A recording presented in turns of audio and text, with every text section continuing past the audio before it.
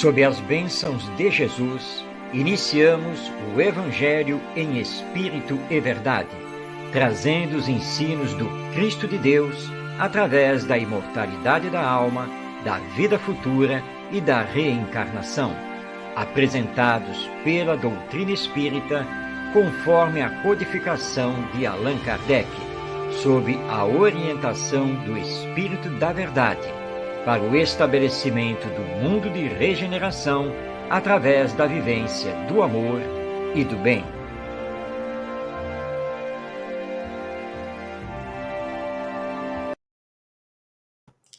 Olá, seja bem-vindo, seja bem-vinda. Sob as bênçãos do nosso Mestre Jesus, iniciamos o Evangelho em Espírito e Verdade pela Web Rádio Cristo Consolador.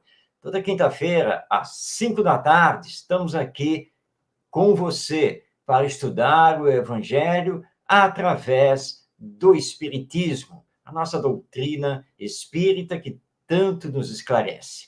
Nosso programa ele é constituído de 4 blocos ou 4 partes. No primeiro bloco, nós temos o estudo do Evangelho segundo o Espiritismo, de Allan Kardec. No segundo bloco, nós estamos acompanhando o livro O Espírito do Cristianismo, de Kai Barchutel. No terceiro bloco, nós estamos visitando as cartas de Paulo de Tarso na visão do benfeitor espiritual Emmanuel.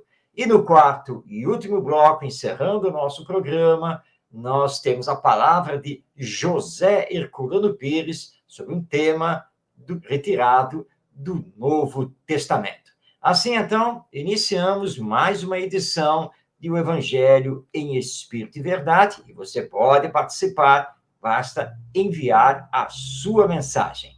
Vamos colocar na tela a nossa apresentação de slides para que você possa acompanhar e, didaticamente, facilitar, né, o nosso estudo. Então, neste primeiro bloco, nós temos o estudo do Evangelho segundo o Espiritismo, e nós estamos estudando o capítulo 10, Bem-aventurados os misericordiosos. Hoje nós vamos ver os itens 7 e 8, com o título O Sacrifício Mais Agradável a Deus. Vamos então ao primeiro slide, que nós, em 2 slides, colocamos o texto que se encontra lá em O Evangelho segundo o Espiritismo.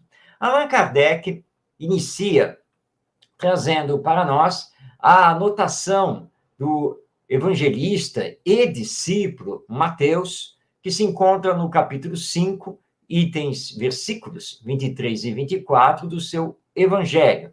Então, Mateus anotou as palavras do nosso Mestre Jesus, que são as seguintes: portanto, se estás fazendo a tua oferta diante do altar, e te lembrar aí que teu irmão tem alguma coisa contra ti, deixa ali a tua oferta diante do altar e vai te reconciliar primeiro com teu irmão, e depois virás fazer a tua oferta. Então, esse é o ensino do nosso Mestre Jesus, que, na sequência, Allan Kardec vai, então, comentar.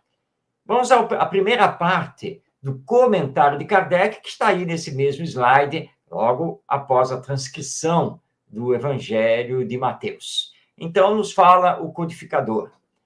Quando Jesus disse, vai te reconciliar primeiro com teu irmão e depois virás fazer a tua oferta, ensinou que o sacrifício mais agradável ao Senhor é o dos próprios ressentimentos, que antes de pedir perdão ao Senhor, é preciso que se perdoe aos outros, e que, se algum mal se tiver feito contra um irmão, é necessário tê-lo reparado.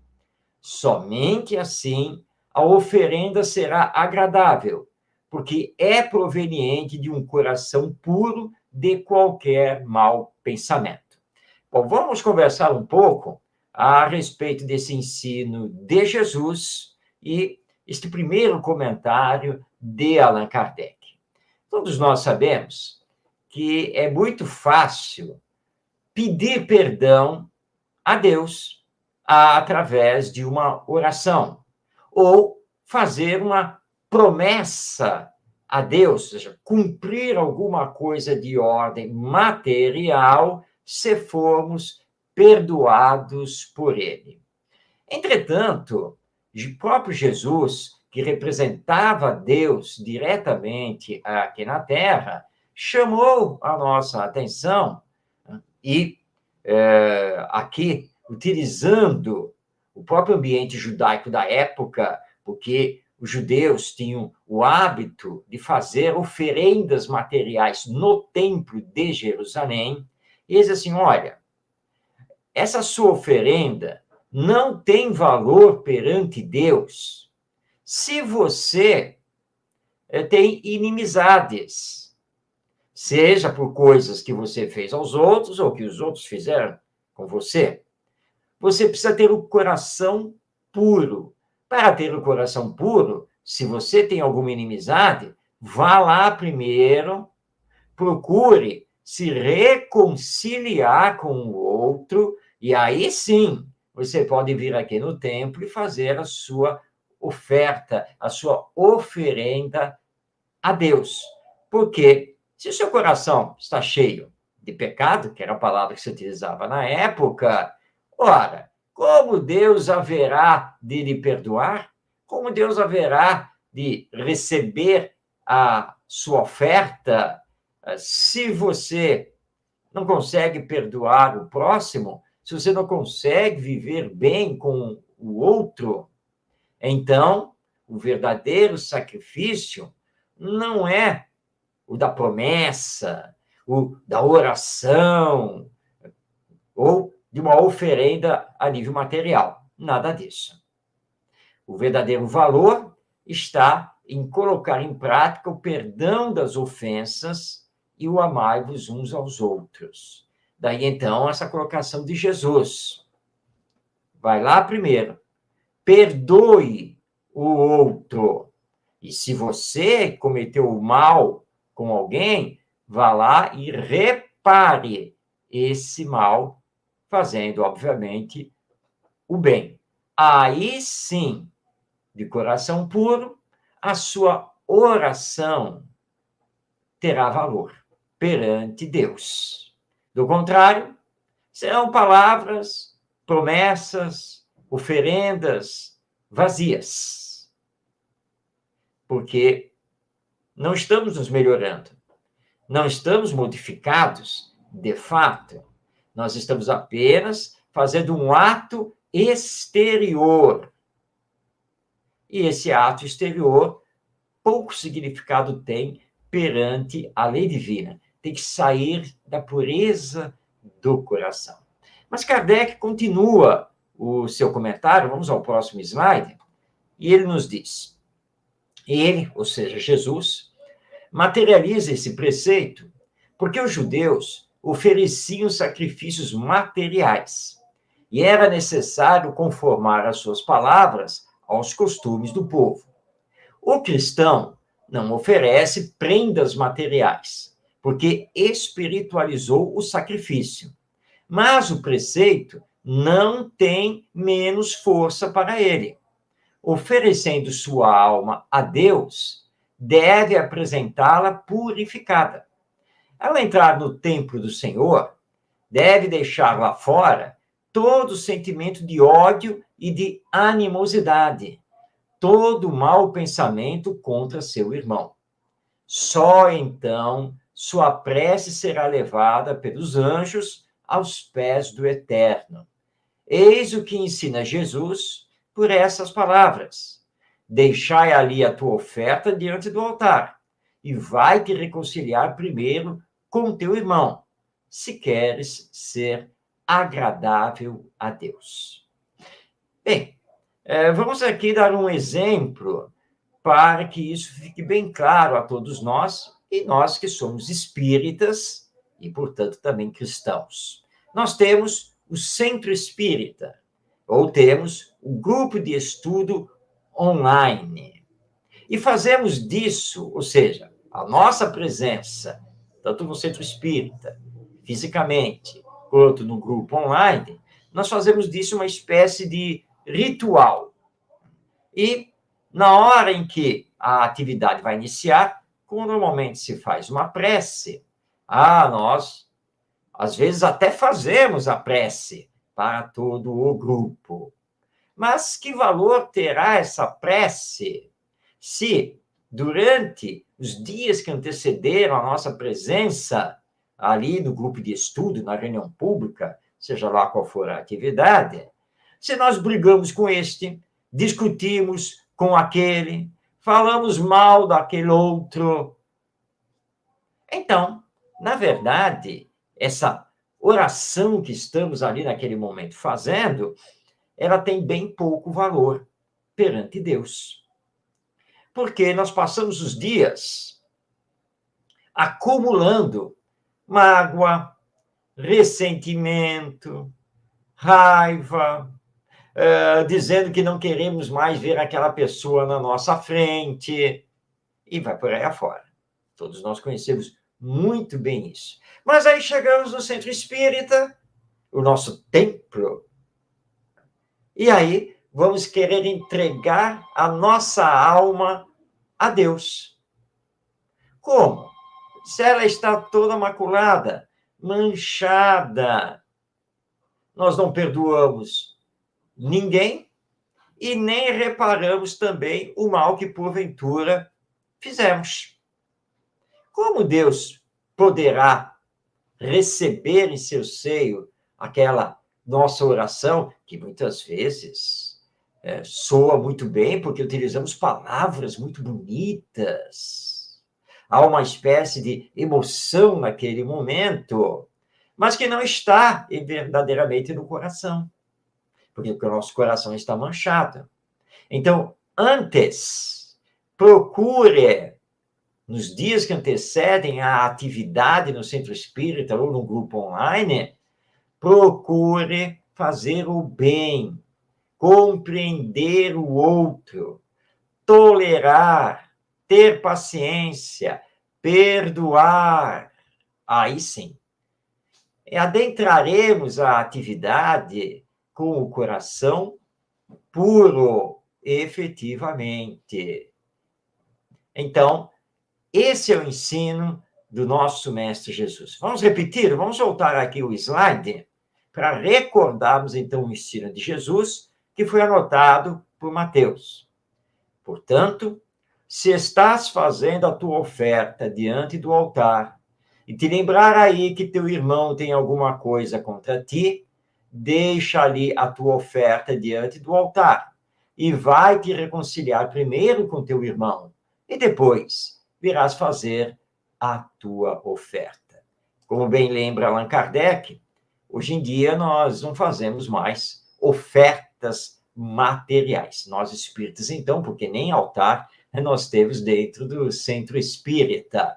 Mas o ensino de Jesus continua extremamente válido, porque toda e qualquer oferta em que vamos entregar a nossa alma a Deus só tem validade se o nosso coração estiver puro.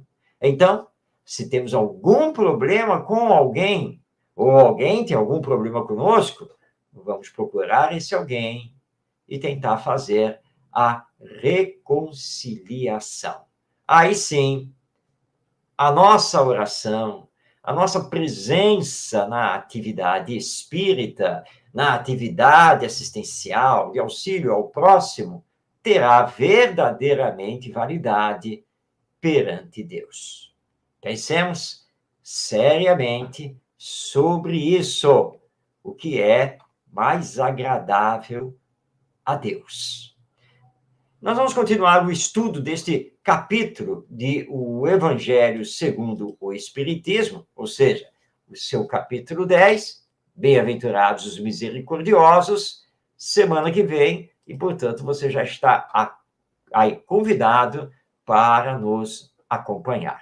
Mas agora nós vamos iniciar o segundo bloco do programa, onde acompanhamos o livro O Espírito do Cristianismo, autoria de Kai Bar-Schutel, publicado pela Casa Editora O Clarim. Kai Bar-Schutel, na primeira metade, no final, na verdade, entre o final do século XIX e a primeira metade, a primeira parte do século XX, Caio-Barchuto escreveu muito, ele que foi o fundador do jornal O Clarim e também da Revista Internacional de Espiritismo, e publicou vários livros, publicados pela Casa Editora O Clarim, que ele também fundou, e foi um grande estudioso do Evangelho. Ele, então, traz para nós vários ensinos de Jesus. Cada capítulo desse livro é um estudo sobre um ensino de Jesus ou uma passagem lá do Novo Testamento. Hoje, nós vamos, então, fazer comentários sobre o capítulo Início da Missão de Jesus. E nesse capítulo, Caio-Barchuto transcreve o que se encontra no Evangelho segundo Mateus, no capítulo 9, versículos 1 e 2. E nós colocamos aí no slide para que você possa acompanhar. Quando Jesus soube que João, aqui a referência é a João Batista. Então, quando Jesus soube que João fora preso, partiu para a Galiléia. E, deixando Nazaré, foi morar em Cafarnaum, situada à beira-mar, nos confins de Zabulon e Neftali, para que se cumprisse o que foi dito pelo profeta Isaías. Muito bem, lembrando que este Cafarnaum à beira-mar, Cafarnaum, na verdade, não ficava no mar. A referência de Mateus é o Lago de Genezaré. Mas o Lago de Genezaré é tão grande que ele também era chamado de Mar da Galileia. Daí, então, essa referência de Mateus, foi que Jesus foi morar em Cafarnaum, situada à beira-mar, ou seja, situada na beira do mar da Galileia, nos confins de Zabulon e Neftali, que eram duas regiões que compunham, na época, a Palestina, mas tudo isso fazendo parte da grande região da Galileia. Caio-Barchuto, então, vai comentar essa passagem, o início da missão de Jesus aqui na Terra, quando ele deixa Nazaré, que é a sua cidade natal, e se transfere para Cafarnaum. Vamos entender por que Jesus fez esse movimento. Para isso, vou passar a palavra a Caio-Barchuto. E vou fazer a leitura de um trecho aqui do comentário de Caio-Barchuto, para em seguida poder também comentar. Então, passando a palavra a Caio-Barchuto, abrindo aspas. Os grandes missionários só aparecem no mundo nos momentos mais aflitos da história. Eles não são deuses que pretendem se glorificar pela posteridade, mas libertadores que revolucionam as massas com a sua palavra e seus feitos, erguendo os cativos, confundindo os poderosos, transformando, por fim, as sociedades e os costumes, para que o progresso se acentue e a verdade cresça e apareça nas almas. Uns trazem à destra a luz que ilumina, outros o amor que salva, e outros, ainda, a espada que destrói. Uns, na sua ação devastadora, levam a raso impérios e nações, cidades e povoações. Outros são os edificadores que semeiam a palavra, como o semeador a semente, por toda a parte onde passam, e com a palavra estabelecem os seus feitos, mais certos de encontrarem espíritos preparados, como a terra boa, para favorecerem o crescimento, as flores e os frutos dessa semente. Por isso, as grandes missões requerem sempre grandes espíritos. Sendo Jesus Cristo o maior de todos, a sua missão não podia deixar de ser a mais árdua, a mais espinhosa, a mais nobre, a mais bela a mais profícua para a humanidade, a mais santa, a mais divina de todas, porque não apresenta o túmulo por limite, mas atravessa as regiões da morte e prossegue pela eternidade. E foi por isso que o incomparável missionário preferiu começar a sua tarefa quando todos emudeciam, num momento em que a sombra da morte estendia seu manto sobre a terra. Foi assim que, intimorato ante o horrível espectro que já ameaçava João, o precursor, no cárcere, deixou Nazaré, herdade, família, aconchego paterno, e localizou-se em Cafarnaum, nos confins de Zabulon e Neftali, onde as ondas se quebram nas praias prateadas e onde poderia encontrar meia dúzia de humildes pescadores, com os quais afrontaria as forças adversas. E, desse triunfo, faria ecoar hosanas que repercutiriam por toda a Judéia, não só pelo efeito da sua palavra, como pela palavra da redenção, que nunca se reteve em seus puríssimos lábios, a religião imaculada, da qual demonstrou ser o verdadeiro representante e fundador na Terra. E termina o seu comentário, Kai Barchutel. O início da missão de Jesus é o mais belo manifesto que o céu poderia enviar à Terra, como primórdio desse admirável livro que nos legou e que nós chamamos o Evangelho, lídima personificação do seu primoroso instituidor. Fechando aspas, então esse é o comentário de Kai Barchutel, que nós entendemos perfeitamente o contexto da época.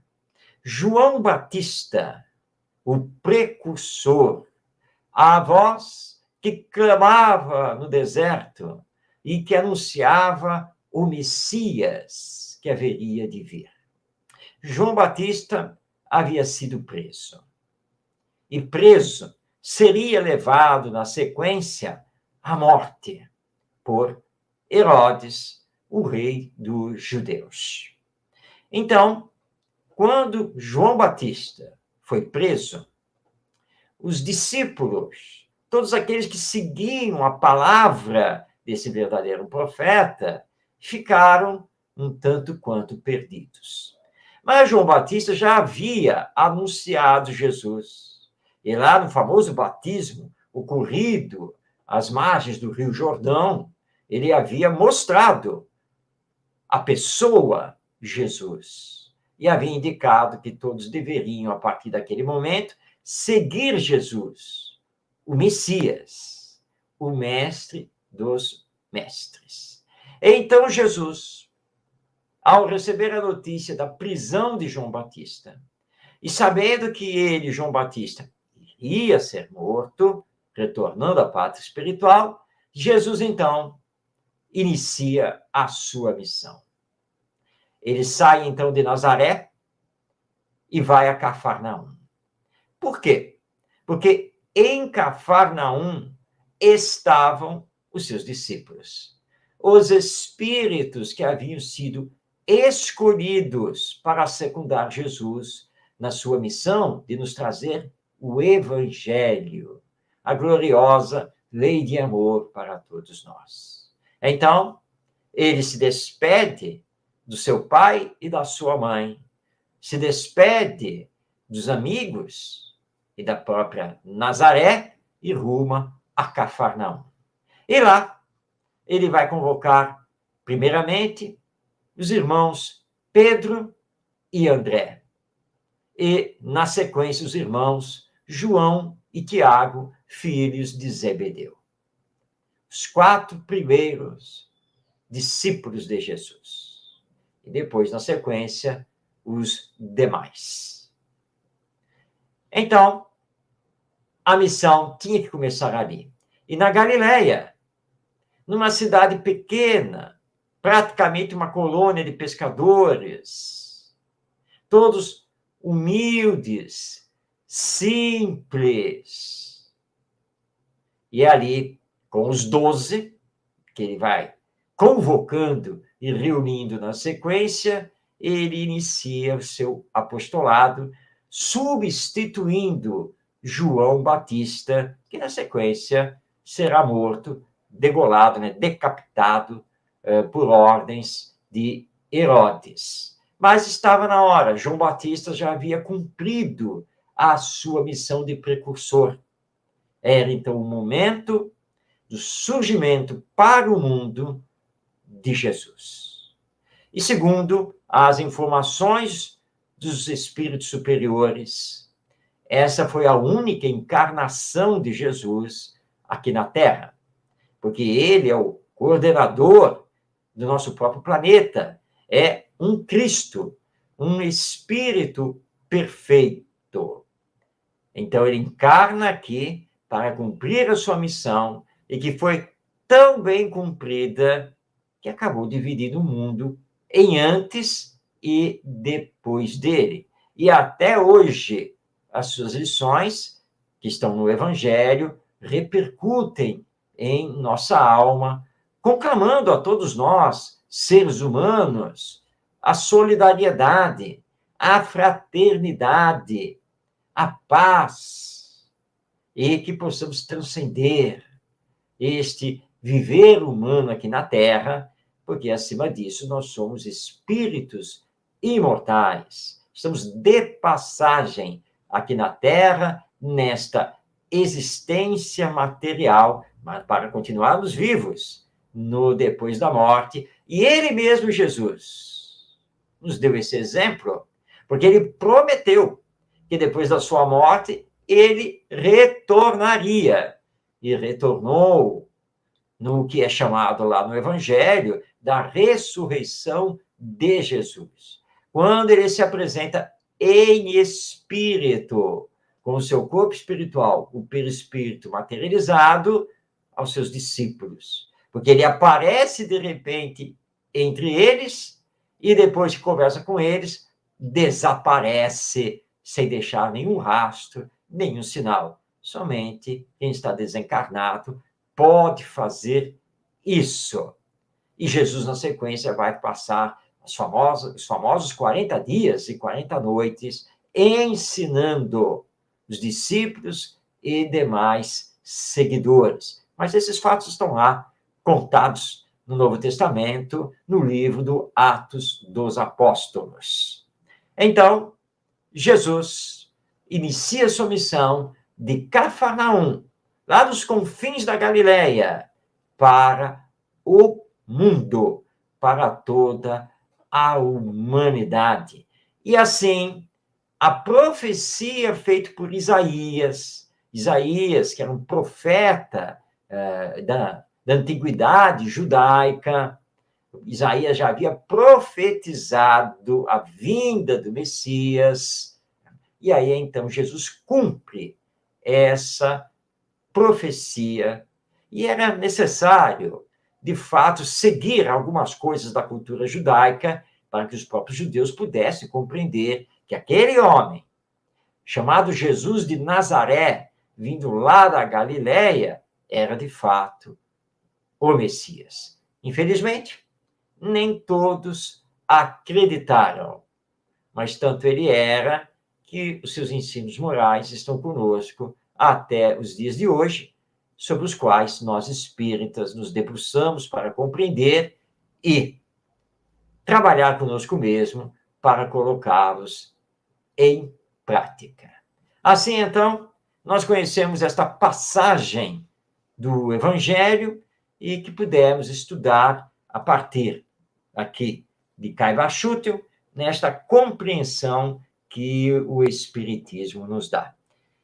Semana que vem, nós vamos estudar mais um capítulo dessa obra, O Espírito do Cristianismo, de Caiba-Schutel, e que nos abre agora o terceiro bloco do nosso programa, que é dedicado já de há muito tempo, aliás, desde que nós começamos o programa, ele é dedicado a Paulo de Tarso.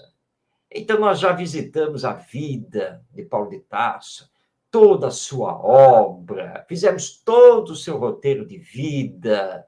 Depois, começamos a estudar as cartas ou epístolas que ele nos deixou, e agora nós iniciamos um novo ciclo, ainda dedicado às suas cartas, mas trazendo os comentários, os estudos feitos dessas cartas, dos seus versículos, pelo benfeitor espiritual Emmanuel, através da mediunidade de Francisco Cândido Xavier, o nosso Chico Xavier. E Emmanuel escreveu muito sobre o significado do conteúdo das cartas que Paulo de Tarso escreveu e que chegaram até nós. Nós estamos agora acompanhando a Carta aos Romanos. E hoje nós vamos destacar o versículo 1 do capítulo 5, que já está aí na tela para acompanharmos. Tendo sido, pois, justificados pela fé, estamos em paz com Deus, por nosso Senhor Jesus Cristo. Então, esse é o versículo 1 do capítulo 5 da carta de Paulo aos Romanos. Vamos, então, passar agora a palavra a Emmanuel. Mas antes, um gole de água, porque nós estamos aqui ao vivo. Nosso programa não é gravado e, portanto, ele não é editado. Vamos, então, aqui passar a palavra a Emmanuel. Ele comenta esse versículo da carta de Paulo aos Romanos, e o comentário do Emmanuel está publicado no livro Bênção de Paz, que é uma publicação do grupo editorial espírita Emmanuel, lá de São Bernardo do Campo, São Paulo. Então, você pode, depois, ir direto na fonte, no livro Bênção de Paz. Emmanuel intitulou seu comentário de Na Conquista da Fé e nos diz: louváveis todas as nossas considerações referentes à coragem da fé, que nos cabe cultivar à frente das lutas no mundo externo. Todavia, é forçoso examinemos a importância da fé viva, portas adentro do mundo que nós mesmos. Fé profunda e espontânea. Segurança íntima, tranquila, funcional. Já sabemos realmente mecanizar as operações do corpo, comandando-as de maneira instintiva. Alimentas-te e não te preocupas com as fases diversas do processo nutritivo. Dormes e entregas ao coração todo o trabalho de vigilância e sustento dos mais remotos distritos da vida orgânica. Falta-nos, porém, até agora, automatizar os recursos superiores da própria alma. Falta-nos reconhecer, mas reconhecer claramente, que Deus está em nós, conosco, junto de nós, ao redor de nós, e que, por isso mesmo, é imperioso, de nossa parte, aceitar as lições divinas, ou melhor dizendo, aceitar as lições difíceis, mas sempre abençoadas do sofrimento, nas quais, a pouco e pouco, obteremos a coragem suprema da fé invencível. Nesse sentido, jamais desinteressarmos-nos do aprendizado.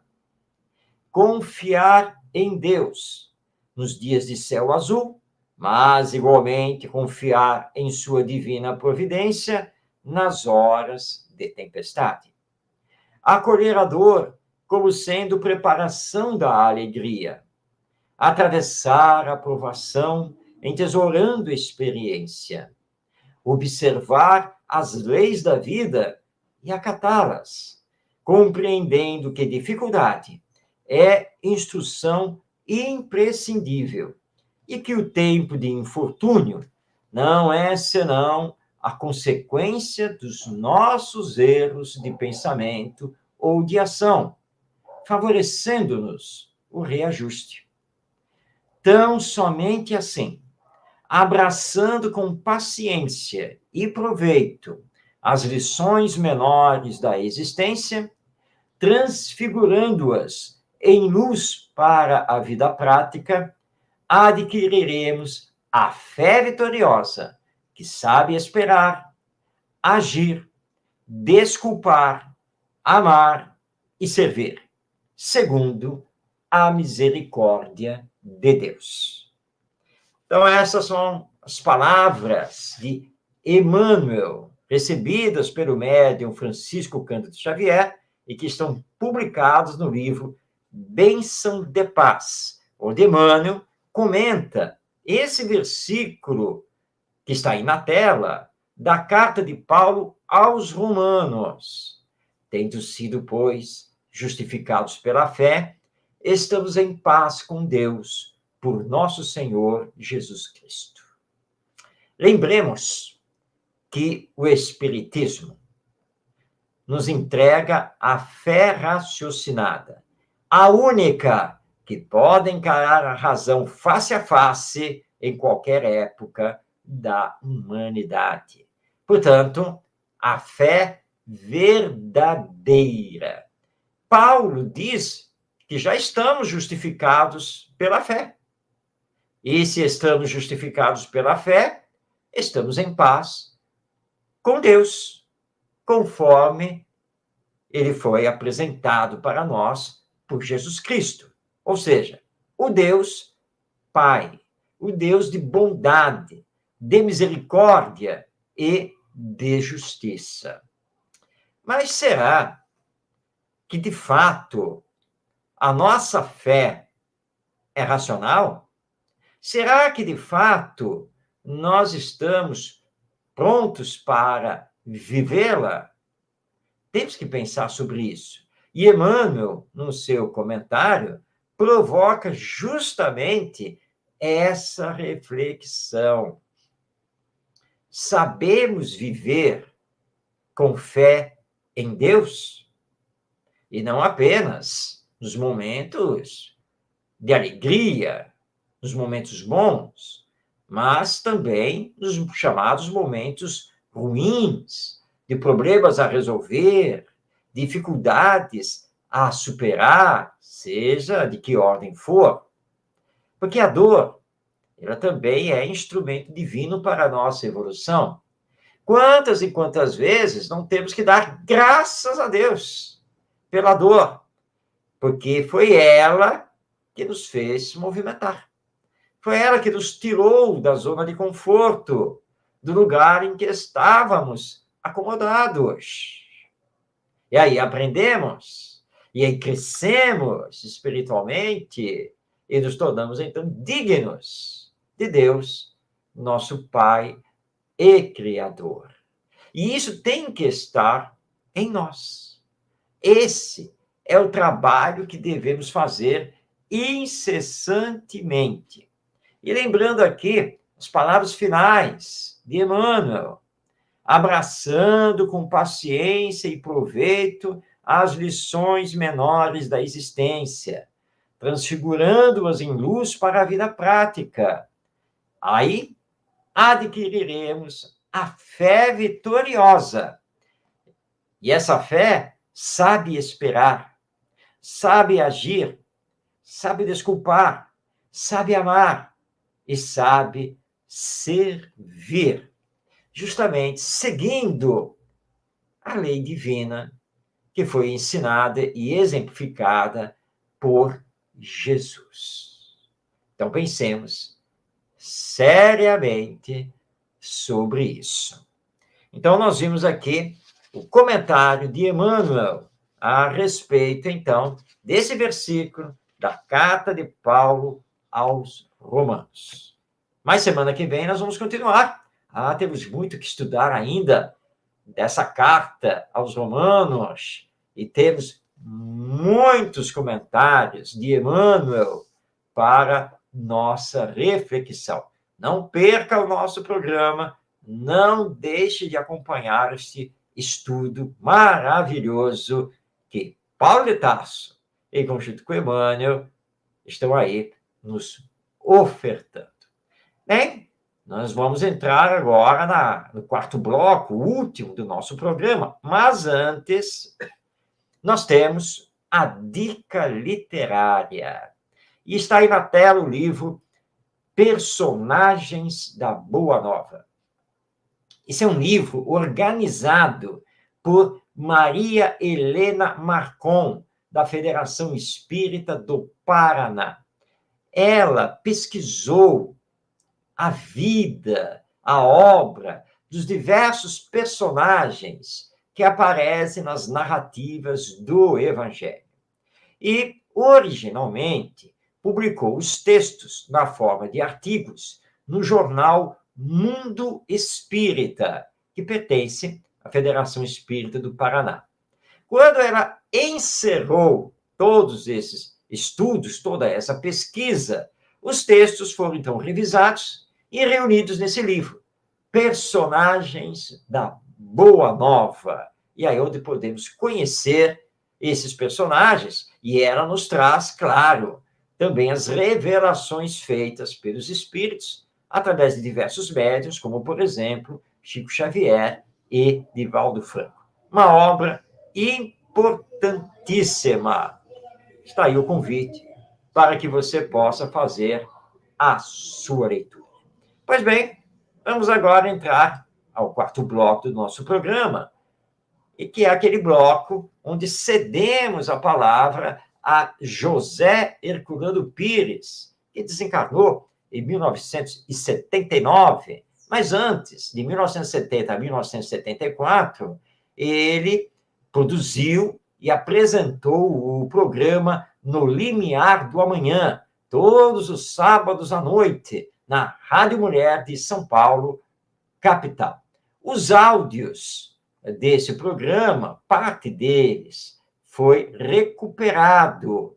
Hoje estão disponíveis na internet, e Herculano Pires sempre encerrava o programa fazendo um comentário sobre uma passagem do Novo Testamento. Esses comentários, transformados em textos, foram publicados no livro que está aí na tela, O Evangelho de Jesus em Espírito e Verdade. É uma publicação da editora Paideia. Você pode adquirir esse livro, que é realmente maravilhoso. Mas nós trouxemos aqui para o programa o áudio dos comentários evangélicos de José Herculano Pires. Hoje, então, nós temos mais um comentário. Vamos, então, passar a palavra a José Herculano Pires.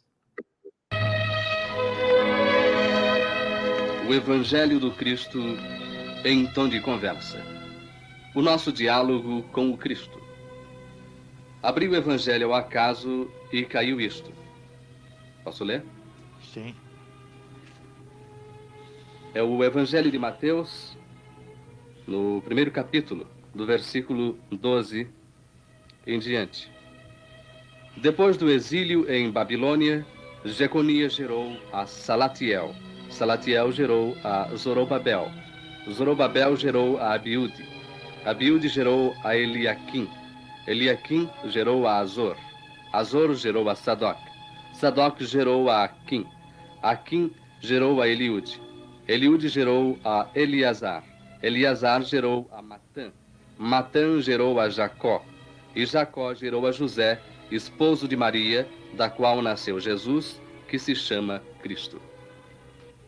Este trecho do Evangelho de Mateus, que é logo no início dos Evangelhos, qualquer pessoa abrindo um livro do Novo Testamento encontra logo este trecho. Parece assim não ter nenhuma importância fundamental, entretanto é de grande significação, porque através desta exposição das gerações sucessivas Aqui, por exemplo, foi lido apenas o trecho referente após o exílio da Babilônia. Mas há também no mesmo capítulo o trecho anterior que se refere às gerações que se deram no tempo do exílio. A finalidade deste trecho é mostrar que Jesus descendia da casa de Davi e que, portanto, ele era o Messias prometido, porque os judeus esperavam o Messias que vinha da linhagem do rei Davi.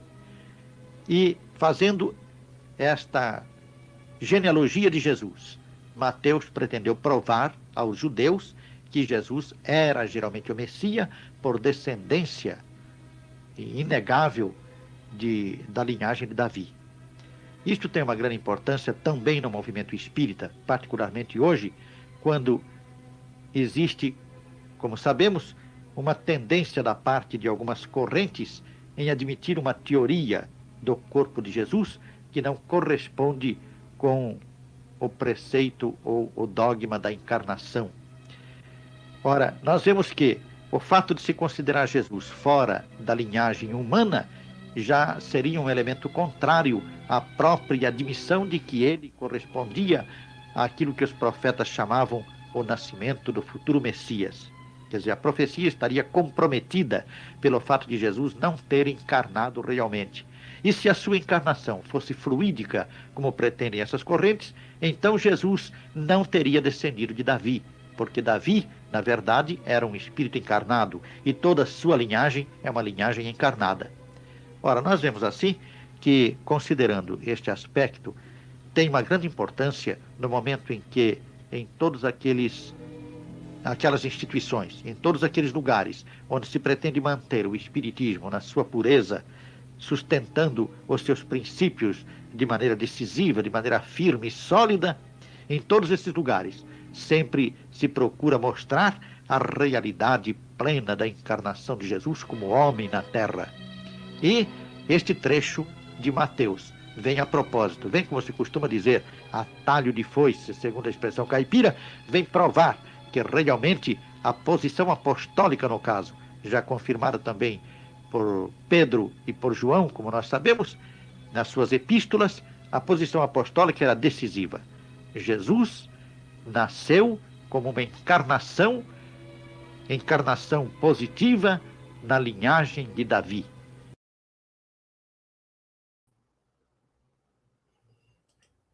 Muito bem, assim nós tivemos a palavra de José Herculano Pires, fazendo o encerramento aqui de todos os estudos do nosso programa. E, de fato, o relógio já está nos dizendo que estamos chegando ao final de mais uma edição do programa O Evangelho em Espírito e Verdade, que vai ao ar, ao vivo, toda quinta-feira, às 5 da tarde, em transmissão da Web Rádio Cristo Consolador. Caso você não possa nos acompanhar ao vivo, calma. Você não vai perder o nosso programa, porque o vídeo fica gravado e disponibilizado no YouTube. Você tem 2 canais para isso. Você pode assistir o nosso programa no canal da Web Rádio Cristo Consolador ou no canal Orientação Espírita. Em ambos os canais, basta clicar na aba Playlists, e aí você vai encontrar a playlist do programa O Evangelho em Espírito e Verdade e poderá, então, nos assistir. E poderá também enviar uma mensagem através do próprio YouTube, né? E nós sempre estaremos atentos e vamos sempre responder. Bem, chegamos então ao final desta nossa edição. Queremos agradecer a você que tem nos acompanhado, prestigiado, deixando aqui o convite. Não deixe de nos acompanhar, não deixe de fazer a divulgação do nosso programa. Agradecemos também aos nossos irmãos e irmãs da Web Rádio Cristo Consolador, há 3 anos no ar, divulgando o Espiritismo para o Brasil e o mundo através da internet. Que Jesus, nosso Mestre, lhe abençoe. Paz na sua vida. E até semana que vem, em mais um O Evangelho em Espírito e Verdade.